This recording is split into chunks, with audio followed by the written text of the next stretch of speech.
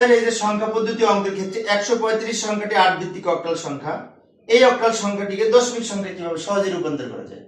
Octal হতে দশমিক করা পানির মতো সহজ। লক্ষ্য করি, প্রথমে এই যে অক্টাল সংখ্যার ডিজিট গুলো রয়েছে প্রত্যেকটাকে ভিত্তি 8 দ্বারা গুণ করব।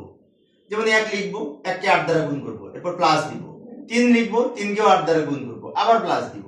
5 লিখবো, 5 কেও 8 দ্বারা গুণ করব, সবগুলোকে 8 দ্বারা গুণ করেছি।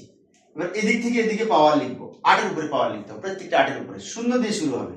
এই 8 এর উপরে 0, এটির উপরে 1, এটির উপরে 2, এইভাবে পাওয়ার লিখে আবার সরল করব। 8 কে পাওয়ার 2 করলে 64 হয়, 28টা 64, তাকে 1 দিয়ে গুণ করলে 64 যোগ। 8 কে পাওয়ার 1 করলে 8, তাকে 3 দিয়ে গুণ করলে 3 8টা 24 হয় যোগ। 8 কে পাওয়ার 0 করলে 1, তাকে 5 দিয়ে গুণ করলে 5 1 5 হয়। এবার আমরা সবগুলো যোগ করব। 64 আর 24 যোগ করে 88, আর 5 যোগ করে 93, 93। 93 সংখ্যাটি কিন্তু এই দশমিক সংখ্যা, তো ভিত্তি হিসেবে আমরা এখানে 10 লিখব, কারণ দশমিক সংখ্যার ভিত্তি হচ্ছে 10।